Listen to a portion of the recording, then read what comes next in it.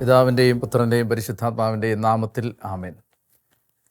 ദിവ്യകാരുണ്യ വിമോചന ശുശ്രൂഷയിലേക്ക് പ്രിയപ്പെട്ടവരെ, നിങ്ങളെ എല്ലാവരെയും ഈ പ്രഭാതത്തിൽ വീണ്ടും ദൈവനാമത്തിൽ സ്വാഗതം ചെയ്യാൻ വലിയ സന്തോഷത്തോടെ ഈ എപ്പിസോഡിലേക്ക് ക്ഷണിക്കാൻ കഴിയുന്നതിൽ ഞാൻ ദൈവത്തിന് നന്ദി പറയുന്നു.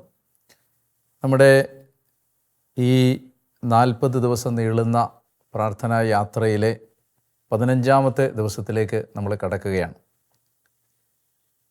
നമ്മുടെ ഈ ദിവസങ്ങളെല്ലാം തന്നെ നമുക്ക് ജീവിതത്തിന് വലിയ അനുഗ്രഹങ്ങൾ കൊണ്ടുവരുന്ന, ഒത്തിരി ആത്മീയമായിട്ട് നമ്മളെ വളർത്തുന്ന, നമ്മുടെ ജീവിതത്തിൽ ദൈവത്തിൻ്റെ പ്രകടമായ ഇടപെടൽ കാണാൻ കഴിയുന്ന സന്ദർഭങ്ങളാണ്. അതുകൊണ്ട് കൂടുതൽ തീക്ഷ്ണതയോടെ നിങ്ങൾ ഈ ദിവസങ്ങളെ കാണണം, ഏറ്റെടുക്കണമെന്ന് ഒരിക്കൽ കൂടി ഓർമ്മിപ്പിച്ച് ഇന്നത്തെ ചിന്തകളിലേക്ക് കടക്കുകയാണ്. നമ്മളിന്ന് ദാവീദ് അർപ്പിച്ച ബലിയാണ് പഴയ നിയമത്തിൽ സാമുവേലിൻ്റെ 2-ാം പുസ്തകം 24-ാം അധ്യായത്തിൽ നിന്ന് കാണുന്നത്. ഇതേ കാര്യത്തെക്കുറിച്ച് 1 ദിനവൃത്താന്തം 21-ാം അധ്യായത്തിലും നമ്മൾ വായിക്കുന്നുണ്ട്. ദാവീദ് ഈ ബലിയർപ്പിക്കാനുണ്ടായ പശ്ചാത്തലം എന്തായിരുന്നു? കുറേ കാലം, 40 വർഷത്തോളം ഇസ്രായേലിനെ ഭരിച്ചു കഴിഞ്ഞപ്പോൾ ദാവീദിന് ഒരു മനുഷ്യനെന്ന നിലയിൽ സ്വാഭാവികമായും തൻ്റെ നേട്ടങ്ങളെക്കുറിച്ച് ഹൃദയത്തിൽ ഒരഹങ്കാരം ഉടലെടുത്തു. തൻ്റെ വിജയങ്ങളൊക്കെ ദൈവം തന്ന സമ്മാനങ്ങളാണ് എന്നതിനപ്പുറത്ത് അദ്ദേഹം തൻ്റെ വിജയങ്ങളെ തൻ്റെ നേട്ടങ്ങളായിട്ട് കാണാൻ ശ്രമിക്കുന്നൊരു സമയത്ത് തൻ്റെ ജനസംഖ്യ എത്രയാണെന്ന് അറിയാൻ ഒരു അഹങ്കാരം കലർന്ന ആഗ്രഹം അദ്ദേഹത്തിനുണ്ടായി. അങ്ങനെ അദ്ദേഹം തൻ്റെ സൈന്യാധിപനായ യോവാബിനെയും കൂട്ടരെയും ഇസ്രായേലിൻ്റെ ജനസംഖ്യ എടുക്കാൻ അയക്കുകയാണ്. അപ്പോൾ ഇത് ദൈവത്തിന് അനിഷ്ടമായി. ദൈവകോപം ഇസ്രായേലിൻ്റെ മേൽ പതിക്കാൻ ഇതിടയായി. മനുഷ്യൻ്റെ അഹങ്കാരം വലിയ തിന്മയാണ്. പരിശുദ്ധ കുർബാനയ്ക്ക് എതിരെ നിൽക്കുന്ന പാപം എന്ന ഗണത്തിലാണ് അഹങ്കാരത്തെ നമ്മൾ കാണുന്നത്. കാരണം ദിവ്യകാരുണ്യം ദൈവം തന്നെ ഏറ്റവും ചെറുതാക്കി എളിമപ്പെടുത്തി നമുക്ക് ആത്മദാനം ചെയ്തതിൻ്റെ പ്രതീകമായതുകൊണ്ട് ദിവ്യകാരുണ്യത്തിൻ്റെ അരൂപിക്ക് എതിരായ ഒരു പാപമാണ് അഹങ്കാരം. അങ്ങനെ ഈ അഹങ്കാര പ്രമത്തനായ ദാവീദ് ജനസംഖ്യ എടുക്കാൻ തൻ്റെ കൂട്ടാളികളെ നിർബന്ധിക്കുമ്പോൾ ദൈവകോപം പതിക്കുകയും അദ്ദേഹം ചെയ്തത് പാപമാണെന്ന് അദ്ദേഹത്തിന് മനസ്സിലാവുകയും ചെയ്യുന്നു. ദൈവം ദാവീദിൻ്റെ മുമ്പിൽ 3 ഓപ്ഷനുകളാണ് വെക്കുന്നത്. ഈ പാപത്തിന് ശിക്ഷയായി ഒന്നുകിൽ 3 വർഷത്തേക്ക് നാട്ടിൽ ക്ഷാമം ഉണ്ടാകും, അല്ലെങ്കിൽ 3 മാസത്തേക്ക് ശത്രുക്കളിൽ നിന്ന് ദാവീദ് ഒളിച്ചു കഴിയേണ്ടി വരും, ശത്രുക്കളുടെ ആക്രമണം ഉണ്ടാകും. അല്ലെങ്കിൽ 3ാമത്തെ ഓപ്ഷൻ, 3 ദിവസത്തേക്ക് ജനത്തിനിടയിൽ ഒരു മഹാമാരി പടർന്നു പിടിക്കും. പാപത്തിന് തീർച്ചയായും അനന്തരഫലങ്ങളുണ്ട്. ഒരു പാപവും വെറുതെ നമ്മളെ കടന്നു പോകുന്നില്ല. കത്തോലിക്ക ദൈവശാസ്ത്രം അനുസരിച്ച് പാപത്തിന് നിത്യശിക്ഷയുമുണ്ട്, കാലിക ശിക്ഷയുമുണ്ട്. അതുകൊണ്ട് പാപത്തിൻ്റെ കാലിക ശിക്ഷ, പാപത്തിൻ്റെ നിത്യശിക്ഷ, ഇത് ഒരു മനുഷ്യൻ ഏറ്റെടുക്കേണ്ടതാണ്. അതുകൊണ്ട് തന്നെ ഈ ഒരു സന്ദർഭത്തിൽ ദാവീദ് ചെയ്ത ഈ പാപം, പ്രത്യേകിച്ച് ഈ അഹങ്കാരം, ദാവീദിന് തൻ്റെ ജനത്തിന് വലിയ ഒരു നാശവും ദുരിതവും ഉണ്ടാക്കുന്ന അവസ്ഥയിലേക്ക് എത്തിക്കുകയാണ്. അങ്ങനെ ദാവീദ് ദൈവം വെക്കുന്ന ഈ 3 ഓപ്ഷനുകളിൽ നിന്ന് തിരഞ്ഞെടുക്കുന്നത് 3ാമത്തെ ഓപ്ഷനാണ്, 3 ദിവസത്തേക്ക് മഹാമാരി. അങ്ങനെ വളരെ വിഷമത്തിലായ ദാവീദ് ജനത്തിനിടയിലേക്ക് മഹാമാരി പടർന്നു പിടിക്കുമ്പോൾ ജനത്തിനിടയിലൂടെ സഞ്ചരിക്കുകയാണ്, കൊട്ടാരത്തിലല്ല. മഹാമാരി പടർന്നു പിടിച്ച് അത് എത്തിച്ചേരുന്നത് ജെറുസലേമിലാണ്. അങ്ങനെ ജെറുസലേം നഗരത്തിന് നേരെ ദൈവത്തിൻ്റെ സംഹാരദൂതൻ കൈനീട്ടുമ്പോൾ അനേകായിരം പേര് മരിച്ചു വീഴാൻ സാധ്യതയുണ്ടെന്ന് മനസ്സിലാക്കിയ ദാവീദ് ഈ മഹാമാരിയെ തടുത്തു നിർത്താൻ, ചെറുത്തു നിൽക്കാൻ, അതിനെ പ്രതിരോധിക്കാൻ പ്രവാചകനായ ഗാദിനോട് ഒരഭിപ്രായം ചോദിക്കുകയാണ്. അപ്പോൾ ഗാദ് പ്രവാചകൻ ദാവീദിന് പറഞ്ഞു കൊടുക്കുന്ന വഴിയാണ്, നീ ഒരു ദഹനബലി അർപ്പിച്ച് പാപപരിഹാരത്തിന് വേണ്ടി പ്രാർത്ഥിച്ചാൽ ദൈവകോപം ശമിക്കുകയും നിനക്ക് ജനത്തിനിടയിൽ പടർന്നു പിടിച്ച മഹാമാരിയിൽ നിന്ന് ഒരു മോചനം നേടാൻ കഴിയുകയും ചെയ്യുമെന്ന് ഗാദ് പ്രവാചകൻ ദാവീദിന് ഒരു ഉപദേശം കൊടുക്കുകയാണ്. പക്ഷേ ഇപ്പോഴുള്ള പ്രശ്നം, ദാവീദ് ജെറുസലേമിലല്ല. ബലി അർപ്പിക്കണമെങ്കിൽ ബലിപീഠം അന്ന് സ്ഥിതി ചെയ്യുന്നത് ഗിബയോനിലാണ്. അപ്പോൾ അതുകൊണ്ട് തന്നെ ദാവീദിന് ബലി അർപ്പിക്കാൻ ബലിപീഠമോ കാളകളോ ആടുമാടുകളോ ബലിവസ്തുക്കളോ ഒന്നും അദ്ദേഹം ഈ സഞ്ചാരത്തിലായിരിക്കുന്ന സമയത്ത് ലഭ്യമല്ല. ഈ സമയത്ത് അദ്ദേഹം എത്തി നിൽക്കുന്നത് വിജാതീയനായ ജബൂസ്യനായ അരവന എന്നു പേരുള്ള ഒരു മനുഷ്യൻ്റെ മെതിക്കളത്തിലാണ്. ധാന്യം മെതിക്കളത്തിൽ മെതിച്ച് കൂട്ടിയിടുന്ന അരവനായുടെ മെതിക്കളത്തിലാണ് ഇപ്പോൾ ദാവീദ് നിൽക്കുന്നത്. ഈ സമയത്ത് അദ്ദേഹം അരവനായോട് ചോദിക്കുകയാണ്, കർത്താവിന് ഒരു ബലിപീഠം പണിയാൻ നിന്റെ മെതിക്കളം എനിക്ക് തരണം. ഈ സമയത്ത് ദാവീദിനോട് ജബൂസനായ അരവന പറയുന്ന മറുപടി, അദ്ദേഹം പറയുകയാണ്, യജമാനനെ, അങ്ങ് ആഗ്രഹിക്കുന്നത് പോലെ ബലിപീഠം പണിഞ്ഞുകൊള്ളുക, എൻ്റെ സ്ഥലം എടുത്തുകൊള്ളുക. ഇനി ബലി അർപ്പിക്കാൻ ബലിപീഠത്തിൽ അർപ്പിക്കേണ്ടതിന് കാളകളും വിറകുകളും മെതിവണ്ടികളും നുകങ്ങളും ഞാൻ അങ്ങേക്ക് സൗജന്യമായി തരാം.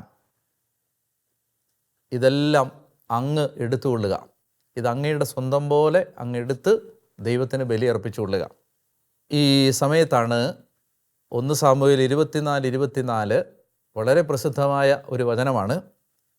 ദാവീദ് പറയുകയാണ്, ദാവീദ് അരവനായോട് പറഞ്ഞു, ഇല്ല, വിലയ്ക്ക് മാത്രമേ നിൻ്റെ മെതിക്കളവും കാളകളും ബലിവസ്തുക്കളും എല്ലാം ഞാൻ വാങ്ങുകയുള്ളൂ.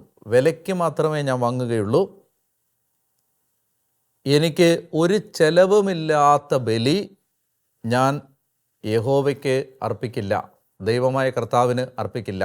അങ്ങനെ ദാവീദ് 50 ഷെക്കൽ വെള്ളി കൊടുത്ത് ഈ കളവും കാളകളും ബലിക്കുള്ള സാധന സാമഗ്രികളും വിലയ്ക്ക് വാങ്ങുകയാണ്. അങ്ങനെ അരവനായുടെ മെതിക്കളത്തിൽ വെച്ച് ദാവീദ് കർത്താവിന് ദഹനബലികളും സമാധാന ബലികളും അർപ്പിച്ചു. കർത്താവ് ദാവീദിൻ്റെ പ്രാർത്ഥന കേട്ടു. ഇസ്രായേലിൽ നിന്ന് മഹാമാരി വിട്ടുപോയി. നമ്മൾ ഈ ഭാഗത്ത് നിന്ന് ദിവ്യകാരുണ്യവുമായി ബന്ധപ്പെട്ട് ചില ചിന്തകൾ സമാഹരിക്കാൻ ആഗ്രഹിക്കുമ്പോൾ, ഒന്നാമതായി ഓരോ പരിശുദ്ധ കുർബാന അർപ്പണവും നമ്മൾ ചെയ്തു കൂട്ടുന്ന, അറിഞ്ഞും അറിയാതെയും ചെയ്തു കൂട്ടുന്ന നിരവധിയായ പാപങ്ങൾക്കുള്ള പരിഹാര ബലി കൂടിയാണ്. ഒരു കുർബാന അർപ്പിക്കുമ്പോൾ നമ്മുടെ പാപങ്ങൾക്ക് പരിഹാരം ആ കുർബാനയിൽ കിട്ടുന്നുണ്ട്. അതുകൊണ്ട് തന്നെ നമുക്ക് നമ്മുടെ ജീവിതത്തിൽ ദൈവത്തിൻ്റെ ക്രോധം, പാപത്തിൻ്റെ അനന്തരഫലമായ നിത്യശിക്ഷയും കാലിക ശിക്ഷകളും കുമ്പസാരത്തിലൂടെ മാറുന്നത് പോലെ തന്നെ വിശുദ്ധ കുർബാനയിൽ നമുക്ക് സഭയുടെ പ്രബോധനം അനുസരിച്ച് എല്ലാ ലഘുപാപങ്ങളും കുർബാനയിൽ മോചിക്കപ്പെടും. അപ്പം അങ്ങനെ പരിഹാരത്തിൻ്റെ ഒരു തലം പരിശുദ്ധ കുർബാനയ്ക്കുണ്ട് എന്ന് നമുക്ക് മനസ്സിലാക്കി തരുന്ന ഒരു പഴയ നിയമ ഭാഗമാണ് ഇത്. രണ്ടാമതായിട്ട്, ജനത്തിനിടയിലേക്ക് ഒരു മഹാമാരി പടർന്നു പിടിക്കുമ്പോൾ പ്രവാചകൻ കൊടുക്കുന്ന ഉപദേശം, ഈ മഹാമാരി അവസാനിക്കണമെങ്കിൽ ബലിപീഠം പണിത് ബലിയർപ്പിക്കുക എന്നുള്ളതാണ്. നമുക്ക് നമ്മുടെ ജീവിതത്തിൽ അപ്രതീക്ഷിതമായി എന്തെങ്കിലും അസ്വസ്ഥതകളോ വേദനകളോ രോഗങ്ങളോ തകർച്ചകളോ ഒക്കെ വരുമ്പോൾ പ്രായോഗികമായി നമുക്കതിൽ നിന്ന് പുറത്തു കിടക്കാൻ ഏറ്റവും എളുപ്പത്തിൽ നമ്മളെ സഹായിക്കുന്ന ഒരു കാര്യമാണ് ബലിയർപ്പിച്ച് പ്രാർത്ഥിക്കുക എന്നുള്ളത്. നമുക്കൊരാപത്തിൽ പെട്ടെന്ന് ദൈവത്തിൻ്റെ സഹായം വരാൻ നമ്മൾ ആഗ്രഹിക്കുന്നുണ്ടെങ്കിൽ അതിന് നമ്മൾ ചെയ്യേണ്ട ഏറ്റവും പ്രധാനപ്പെട്ട കാര്യം ബലിയർപ്പിച്ച് പ്രാർത്ഥിക്കുക എന്നുള്ളതാണ്. മൂന്നാമതായിട്ട് നമ്മൾ ഈ ഭാഗത്ത് നിന്ന് കാണുന്ന ഒരു ചിന്ത, ദാവീദ് താൻ ചെയ്ത തെറ്റിൻ്റെ ഉത്തരവാദിത്വത്തിൽ നിന്ന് ഒളിച്ചോടുന്നില്ല. അദ്ദേഹം ഉത്തരവാദിത്വം ഏറ്റെടുക്കുകയാണ്. നമ്മൾ ഒരു വിശുദ്ധ കുർബാനയിലേക്ക് പോകുമ്പോൾ നമ്മുടെ ജീവിതത്തിൽ നമ്മൾ ചെയ്തിട്ടുള്ള പാപങ്ങളുടെ ഉത്തരവാദിത്വം നമ്മൾ ഏറ്റെടുത്ത് കുർബാനയിൽ പ്രാർത്ഥിക്കണം. നമ്മളെല്ലാം ദൈവം ക്ഷമിക്കും, ദൈവം എല്ലാം എഴുതി തള്ളും എന്ന് വിചാരിച്ചിരിക്കാതെ നമ്മൾ ജീവിതത്തിലെ ഓരോ പാപങ്ങളും എടുത്ത് അതിൻ്റെ ഉത്തരവാദികൾ നമ്മളാണ്, നമ്മൾ പാപം ചെയ്തതാണ് എന്ന് സമ്മതിച്ച് പ്രാർത്ഥിച്ചാൽ കുർബാന വളരെ ഫലദായകമായി മാറും. മറ്റൊരു കാര്യം, ദാവീദിൻ്റെ ആ മനോഭാവം ബലിയർപ്പിക്കുമ്പോൾ അദ്ദേഹം പറയുകയാണ്, എനിക്ക് ഒരു ചെലവുമില്ലാത്ത ബലി ഞാൻ ദൈവത്തിന് അർപ്പിക്കുകയില്ല എന്ന് പറഞ്ഞാൽ, നമ്മൾ വിശുദ്ധ കുർബാനയ്ക്ക് പോകുമ്പോൾ ലേവ്യരുടെ പുസ്തകത്തിൽ പറയുന്നുണ്ട്, ആദ്യത്തെ അധ്യായത്തിൽ തന്നെ ഉണ്ട്, ബലി അർപ്പിക്കാൻ പോകുമ്പോൾ നമ്മൾ ബലിമൃഗത്തെ കൊണ്ടുപോകണം എന്ന് പറഞ്ഞാൽ, കുർബാന അർപ്പിക്കാൻ പോകുമ്പോൾ അതിന് മുമ്പ് നമ്മളെടുക്കുന്ന ഒരുക്കം വളരെ പ്രധാനപ്പെട്ടതാണ്. തലേന്ന് വൈകുന്നേരം തന്നെ നമ്മൾ ആ കാര്യത്തെക്കുറിച്ച് മാനസികമായി തയ്യാറെടുക്കണം. നമ്മൾ ദേവാലയത്തിൽ പോകാനുള്ള വസ്ത്രങ്ങളൊക്കെ തയ്യാറാക്കി വെക്കണം. അതുപോലെ തന്നെ ദേവാലയത്തിൽ ബലിയർപ്പിക്കാൻ പോകുമ്പോൾ ബലിമൃഗത്തെ കൊണ്ടുവരണമെന്ന് പറഞ്ഞാൽ നമ്മൾ ഏത് നിയോഗങ്ങൾക്ക് വേണ്ടിയാണ് ബലിയർപ്പിക്കുന്നത് എന്നതിനെക്കുറിച്ച് നമുക്ക് ധാരണ വേണം. ഒരു കുർബാനയെ നമ്മൾ പാഴാക്കി കളയരുത്. വിശുദ്ധ കുർബാനയ്ക്ക് ഞാൻ ഇന്ന് പ്രാർത്ഥിക്കുന്നത്, ഞാൻ സാധാരണ നിർദ്ദേശിക്കുന്ന അല്ലെങ്കിൽ ഞാൻ ചെയ്യുന്ന ഒരു കാര്യം, നമ്മുടെ പ്രാർത്ഥനാ നിയോഗങ്ങളെല്ലാം ഒരു ബുക്കിലോ ഡയറിയിലോ എഴുതി വെച്ച് അതുമായി വിശുദ്ധ കുർബാനയിൽ പങ്കെടുത്താൽ അവിടെ നമുക്കൊരു കൃത്യമായ കണക്ക് കൂട്ടലുണ്ട്. ദൈവ ഇടപെടേണ്ട മേഖലകളെക്കുറിച്ച് നമ്മൾ ദൈവസന്നിധിയിൽ അത് വെക്കുന്നുണ്ട്. അത് കുറച്ച് വളരെ എഴുതി തയ്യാറാക്കി പോയാൽ അത് നമുക്ക് വളരെ ഫലദായകമായ ഒരു കാര്യമാണ്. അപ്പോൾ ഇങ്ങനെ നമ്മൾ കുർബാനയ്ക്ക് പോകാനെടുക്കുന്ന ഒരുക്കം, നേരത്തെ പള്ളിയിലെത്തുക, വിശുദ്ധ കുർബാനയ്ക്ക് മുമ്പ് തന്നെ ദേവാലയത്തിലെത്തി അല്പനേരം ശാന്തമായി പ്രാർത്ഥിച്ച് ബലിയിൽ പങ്കെടുക്കുക, ഒരുക്കത്തോടെ പങ്കെടുക്കുക, വിശുദ്ധിയോടെ പങ്കെടുക്കുക, കുമ്പസാരിച്ച് വിശുദ്ധ കുർബാനയിൽ പങ്കെടുക്കുക. ഇതെല്ലാം ഈ കാര്യത്തിനകത്ത് 2 സാമുവേൽ 24:24 ഒരു ചെലവില്ലാത്ത ബലി ഞാൻ അർപ്പിക്കില്ല എന്ന ദാവീദിൻ്റെ നിലപാട് നമുക്ക് വിശുദ്ധ കുർബാനയുമായി ബന്ധപ്പെട്ട് വലിയ ആ പാഠങ്ങൾ നൽകും. മറ്റൊന്ന്, ഇങ്ങനെ ദാവീദ് വില കൊടുത്ത് ബലിയർപ്പിച്ച ആ സ്ഥലമാണ് പിന്നീട് ജെറുസലേം ദേവാലയത്തിന് സ്ഥലം തിരഞ്ഞെടുക്കുമ്പോൾ സോളമൻ തിരഞ്ഞെടുത്ത സ്ഥലം ഇതാണ്. അരവനായുടെ ഈ മെതിക്കളമാണ്, ജബൂസിനായ അരവനായുടെ മെതിക്കളമാണ് യഥാർത്ഥത്തിൽ ടെമ്പിൾ മൗണ്ടായിട്ട്, ദേവാലയത്തിൻ്റെ മലയായിട്ട് പിന്നീട് മാറുന്നത്. അവിടെ തന്നെയാണ്, അതിൻ്റെ ആ മലയുടെ മറ്റൊരു ഭാഗത്താണ് യേശുക്രിസ്തുവിൻ്റെ കാൽവരിയിലെ ബലി നടക്കുന്നത്. യഥാർത്ഥത്തിൽ തൻ്റെ ശരീരത്തെ അപ്പമായി, ധാന്യം പൊടിച്ചുണ്ടാക്കി അപ്പമായി നൽകിയ യേശുക്രിസ്തുവിൻ്റെ ആ ബലി നടന്ന മല ഈ മെതിക്കളം തന്നെയാണ്, ഇതിൻ്റെ മറ്റൊരു ഭാഗമാണ്. ഇനി നമ്മളിവിടെ കാണുന്ന ഒരു കണക്ഷൻ, ഇസഹാക്ക് ബലിയർപ്പിക്കപ്പെടാനായി നിന്ന സ്ഥലം ഇത് തന്നെയാണ്. അബ്രഹാം ഇസഹാക്കിനെ ബലി കഴിക്കാൻ കൊണ്ടുപോയ സ്ഥലം ഇതാണ്. അതുപോലെ ദാവീദ് അരവനായുടെ മെതിക്കളത്തിൽ ബലിപീഠം പണിയുന്ന സ്ഥലം അതും സെയിം ലൊക്കേഷനാണ്. സോളമൻ ദേവാലയം പണിയുന്ന ലൊക്കേഷൻ ഇതാണ്. അതുപോലെ തന്നെ യേശുക്രിസ്തു തൻ്റെ കുരിശിലെ ബലി പൂർത്തിയാക്കിയ സ്ഥലവും ഇത് തന്നെയാണ്. അതിൻ്റെ ഒരു ജിയോഗ്രഫിക്കൽ കണ്ടിന്യൂറ്റി നമുക്ക് കാണാൻ പറ്റും. അതായത് ഒരിക്കൽ ഒരാൾ വളരെ വേദനിച്ച് വില കൊടുത്ത് ബലിയർപ്പിച്ച ഒരു സ്ഥലം പിന്നീട് ചരിത്രത്തിൻ്റെ പല ഘട്ടങ്ങളിൽ ദൈവാനുഭവത്തിൻ്റെ ആ അനുഭവം മറ്റുള്ളവർക്ക് നൽകുന്ന സ്ഥലമായിട്ട് മാറുന്നു. ഇത് നമ്മൾ ഇന്ന് ഒരു ബലിപീഠത്തിൽ, നമ്മൾ ജീവിക്കുന്ന സ്ഥലത്ത് അവിടെയുള്ളൊരു ബലിപീഠത്തിൽ ബലിയർപ്പിക്കുമ്പോൾ നൂറ്റാണ്ടുകളായിട്ട് ബലിയർപ്പിച്ച് ദൈവത്തെ ആരാധിച്ച എല്ലാ ദൈവമനുഷ്യരുടെയും പ്രാർത്ഥനയുടെ ഒരു കണ്ടിന്യൂറ്റിയാണ്, തുടർച്ചയാണ് നമ്മുടെ ഈ ബലി. അതുകൊണ്ട് അതാണ് അതിൻ്റെ വില. സഭയോട് ചേർന്ന് നമ്മൾ ഔദ്യോഗിക സഭയുടെ പ്രാർത്ഥനകളിൽ, പ്രത്യേകിച്ച് ആരാധനകളിൽ പങ്കെടുക്കുമ്പോൾ ഇത് നൂറ്റാണ്ടുകളായി പ്രാർത്ഥിച്ച മനുഷ്യരുടെ പ്രാർത്ഥനയുടെ ചങ്ങലയിലെ അവസാനത്തെ കണ്ണിയായിട്ട് നമ്മൾ മാറുകയാണ്. അങ്ങനെ ഒരു പ്രാർത്ഥനയുടെ നൈരന്തര്യം, കണ്ടിന്യൂറ്റി, തുടർച്ച നമുക്ക് ഈ ബലിപീഠത്തിൻ്റെ ആ സംഭവത്തിൽ കാണാൻ കഴിയും. ഇത്രയും കാര്യങ്ങൾ മനസ്സിൽ വെച്ചിട്ട് നമുക്ക് ദാവീദ് അർപ്പിച്ച ഈ ബലി പാപപരിഹാരത്തിൻ്റെയും അതുപോലെ വില കൊടുക്കലിൻ്റെയും ചില അനുഭവങ്ങൾ നമുക്ക് തരട്ടെ എന്ന് ഞാൻ പ്രാർത്ഥിക്കുന്നു. നമ്മളിന്ന് എടുക്കേണ്ട പുണ്യം, അല്ലെങ്കിൽ നമ്മുടെ ജീവിതത്തിൽ ഉണ്ടാവണമെന്ന് ആഗ്രഹിക്കേണ്ട പുണ്യം, നമ്മൾ ചെയ്ത അധർമ്മങ്ങളുടെ ഉത്തരവാദിത്വത്തിൽ നിന്ന് ഒഴിഞ്ഞു മാറാതിരിക്കാൻ നമ്മൾ മനസ്സുകൊണ്ട് ശ്രദ്ധിക്കണം. മറ്റൊരാളെ പ്രതി ചേർക്കുകയോ കുറ്റപ്പെടുത്തുകയോ ചെയ്ത് നമ്മൾ ചെയ്ത അധർമ്മത്തിൻ്റെ ഉത്തരവാദിത്വത്തിൽ നിന്ന് നമ്മൾ ഒളിച്ചോടരുത്. പകരം നമ്മൾ അത് എൻ്റെ പിഴ, എൻ്റെ പിഴ, എൻ്റെ വലിയ പിഴ എന്ന് പറഞ്ഞ് നമ്മൾ ആ ഉത്തരവാദിത്വം ഏറ്റെടുക്കണം. അപ്പോൾ അങ്ങനെയാണെങ്കിൽ ഒഴിവാക്കേണ്ട തിന്മ എന്താണ്? മറ്റുള്ളവരുടെ ചുമലിൽ നമ്മുടെ അധർമ്മത്തിൻ്റെ ഭാരം കെട്ടിവെക്കുന്ന ശീലം, മറ്റുള്ളവരെ കുറ്റപ്പെടുത്തി സ്വയം നീതീകരിക്കുന്ന ശീലം ഒഴിവാക്കണം. നമുക്ക് ചെയ്യാനുള്ള ഒരു ടാസ്ക്, ഇന്ന് ചെയ്യാനുള്ള ടാസ്ക് ഇതാണ്. ഇന്ന് ഉറങ്ങുന്നതിന് മുമ്പ് 5 പ്രാവശ്യമെങ്കിലും നമ്മൾ കുരിശ് വരച്ച് ദൈവത്തെ ആരാധിക്കുക. വെറുതെ അബോധമായി കുരിശ് വരയ്ക്കുകയല്ല. നമുക്ക് എപ്പോഴൊക്കെ കുരിശ് വരയ്ക്കാം? നമുക്ക് വീട്ടിൽ നിന്ന് ഇറങ്ങുമ്പോൾ, വിശുദ്ധ ജോൺ ക്രിസോസ്റ്റം പറഞ്ഞിട്ടുണ്ട്, ഒരു ക്രിസ്ത്യാനി കുരിശ് വരയ്ക്കാതെ വീട്ടിൽ നിന്ന് ഇറങ്ങരുത്. അപ്പോൾ നമുക്ക് വീട്ടിൽ നിന്ന് ഇറങ്ങുമ്പോൾ, എവിടേക്കെങ്കിലും പുറത്തിറങ്ങുമ്പോൾ കുരിശ് വരച്ച് പ്രാർത്ഥിച്ച് ഇറങ്ങാം. ബൈബിൾ വായിക്കുന്നതിന് മുമ്പ് നമുക്ക് കുരിശ് വരച്ച് പ്രാർത്ഥിക്കാം. ഭക്ഷണം കഴിക്കുന്നതിന് മുമ്പ് നമുക്ക് കുരിശ് വരച്ച് പ്രാർത്ഥിക്കാം. ഇനി എന്തെങ്കിലും ഒരു കാര്യം ചെയ്യുന്നതിന് മുമ്പ്, വാഹനം ഓടിക്കുന്നതിന് മുമ്പ് കുരിശ് വരച്ച് പ്രാർത്ഥിക്കാം. ഉറങ്ങുന്നതിന് മുമ്പ് കുരിശ് വരച്ച് പ്രാർത്ഥിക്കാം. അങ്ങനെ ഒരു 5 പ്രാവശ്യം മിനിമം നമുക്കിന്ന് കുരിശ് വരച്ച് പ്രാർത്ഥിച്ച് കർത്താവിൻ്റെ കുരിശിലെ ബലിയെ ആരാധിക്കാനുള്ള ഒരു ടാസ്ക്കാണ് ഇന്ന് നമ്മൾ ചെയ്യേണ്ടത്. പ്രാർത്ഥന ഇതാണ്: കർത്താവേ, എൻ്റെ ഹൃദയം അങ്ങയുടെ ഹൃദയം പോലെ ആക്കണമേ. ഈശോയെ, എൻ്റെ ഹൃദയം അങ്ങയുടെ തിരുഹൃദയം പോലെ ആക്കണമേ എന്ന് നമുക്ക് പ്രാർത്ഥിക്കാം. ആരാധനയുടെ ആശീർവാദം ഇപ്പോൾ നൽകും. ഈ ആശീർവാദം സ്വീകരിക്കുമ്പോൾ നമുക്ക് ഇന്ന് പ്രാർത്ഥിക്കാനുള്ള മുഴുവൻ അഭിഷേകവും ലഭിക്കുന്നതിന് ഒരുക്കത്തോടെ നമുക്ക് ഈ ആശീർവാദം സ്വീകരിക്കാനായിട്ട് ഒരുങ്ങാം.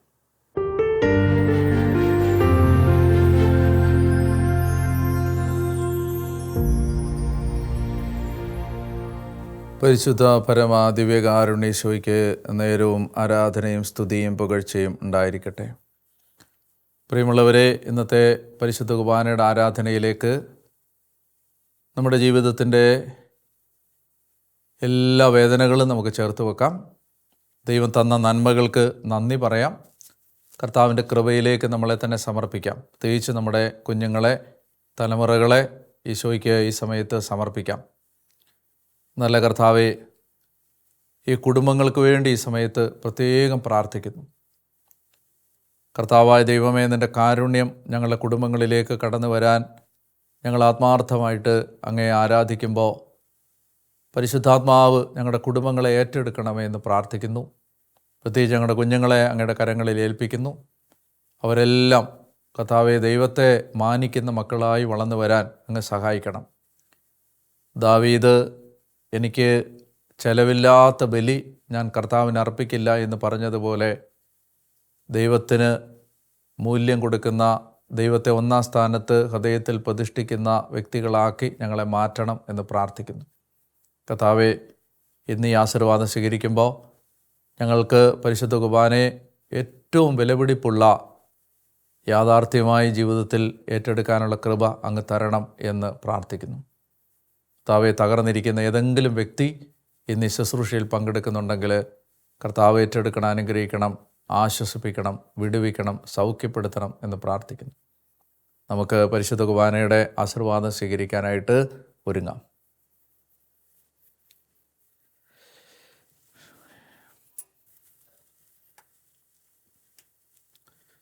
സർവശക്തനും കാരുണ്യവാനുമായ കർത്താവ് നിങ്ങളുടെ കുടുംബങ്ങളെ അനുഗ്രഹിച്ച് ആശീർവദിക്കട്ടെ. കർത്താവിൻ്റെ കാരുണ്യം നിങ്ങളുടെ കുടുംബങ്ങളിലും തലമുറകളിലും ഒഴുകി ദൈവം നിലയ്ക്കാത്ത അനുഗ്രഹം കൊണ്ട് നിങ്ങളുടെ തലമുറകളെ ആശീർവദിക്കട്ടെ. കർത്താവായ യേശു തൻ്റെ പരിശുദ്ധ രക്തത്താൽ നിങ്ങളുടെ കുടുംബത്തിൻ്റെ സകല വേദനകളും രോഗങ്ങളും തകർച്ചകളും ഭാരങ്ങളും ഏറ്റെടുക്കട്ടെ. ഈ ആശീർവാദത്തിലൂടെ കൂടുതൽ ദിവ്യകാരുണ്യ സ്നേഹമുള്ളവരായി മാറാൻ ഈശോ നിങ്ങളെ സഹായിക്കട്ടെ. കർത്താവായ യേശുവിൻ്റെ വിലയേറിയ ശരീരത്തിൻ്റെ അനന്തമായ യോഗ്യതകളാൽ തന്നെ ആമേൻ. പരിശുദ്ധ പരമ ദിവ്യകാരുണ്യ ഈശോയ്ക്ക് എന്നേരവും ആരാധനയും സ്തുതിയും പുകഴ്ചയും ഉണ്ടായിരിക്കട്ടെ.